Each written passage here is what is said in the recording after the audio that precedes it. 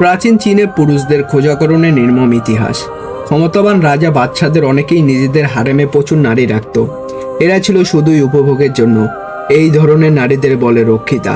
প্রাচীন চীনে হারেমে প্রায় 20,000 নারী ছিল।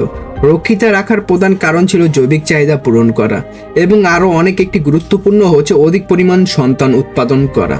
রাজকীয় রক্তে অধিক পরিমাণ উত্তরাধিকার রেখে যাওয়া, রাজপরিবার যেন বিলুপ্ত হয়ে না যায় তা নিশ্চিত করা। এই নারীদের জোর করে ধরে আনা হতো কিংবা পরিবার থেকে ছিনিয়ে আনা হতো। তাই এরা যেন পালিয়ে না যায় বা ভেতরে কোনো ঝামেলা না করে তার জন্য পাহারাদার রাখা হতো। নারী দিয়ে পাহারার কাজ চলে না, পাহারাদার হতে হবে কোনো পুরুষ। কিন্তু এখানে একটা সমস্যা দেখা দেয়। পাহারাদার হিসাবে যে পুরুষ থাকবে তারা আবার রক্ষিতাদের সাথে সম্পর্ক গড়ে তুলবে না তো। রক্ষিতাদের ওরসে শুধুই রাজ রক্তের অধিকার তৈরি হবার পাশাপাশি বাইরের কোনো রক্ত মিশ্রিত হয়ে যাবার একটা ভয় থেকেই যায়। এই সমস্যা থেকে উত্তরণের জন্য রাজার একটি পথ বেছে নেয়, পাহারাদারদের যৌন ক্ষমতা নষ্ট করে দেওয়া। যৌন ক্ষমতা নষ্ট করে দেবার প্রক্রিয়াকেই বলে খোঁজাকরণ। যাদের যৌন ক্ষমতা নষ্ট করে দেওয়া হয় তাদের বলে খোঁজা। ইংরেজি শব্দের প্রতিশব্দ হচ্ছে খোঁজা। ইউনাক শব্দটি এসেছে গ্রিক শব্দ। খোঁজাকরণ মূলত 3 ধরনের হতে পারে।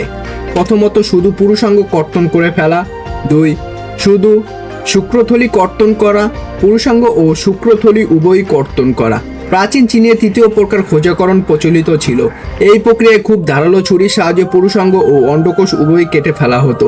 চীনে খ্রিস্টপূর্ব 1600 অব্দ থেকে শুরু করে পরবর্তী কয়েক হাজার বছর পর্যন্ত এই প্রক্রিয়া প্রচলিত ছিল। কিন্তু এই প্রক্রিয়ায় ঝুঁকি বেশি ছিল। এই প্রক্রিয়ায় প্রচুর মানুষের মৃত্যু হতো।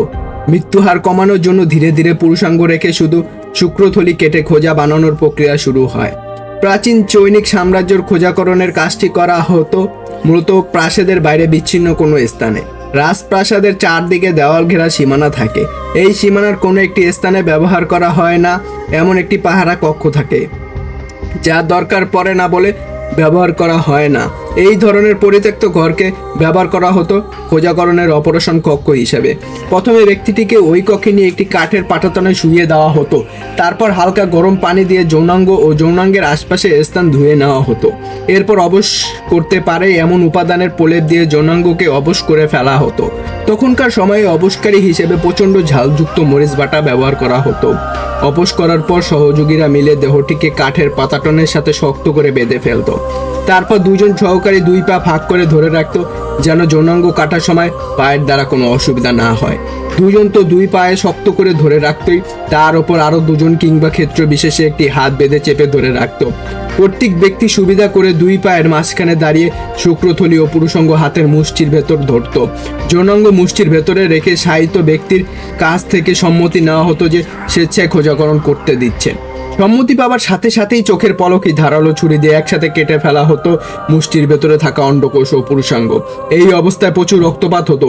এই ধাপ শেষ করার পরেই থাকে বড় একটি চ্যালেঞ্জ, রোগীকে এই ধাক্কা কাটিয়ে তুলতে বাঁচানো যাবে কিনা। কর্তন প্রক্রিয়া শেষ করার পরেই একটি মূত্রনালীতে একটি নল প্রবেশ করানো হয়। প্রস্রাব বের হবার রাস্তা যেন বন্ধ হয়ে না যায় সেজন্য এই নল প্রবেশ করানো হতো। নল ছিল অনেকটা আজকের যুগের স্যালাইনের পাইপের মতো, এর ভেতর দিয়ে প্রস্রাব বের হতো।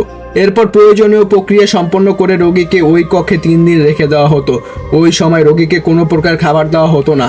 এই ধাপ পার করতে পারলে 4র্থ দিনে রোগীকে প্রস্রাব করতে বলা হতো। যদি প্রস্রাব করতে পারতো তাহলে অপারেশন সফল হয়েছে, আর যদি প্রস্রাব করতে না পারতো তাহলে এই অপারেশন সঠিক হয়নি।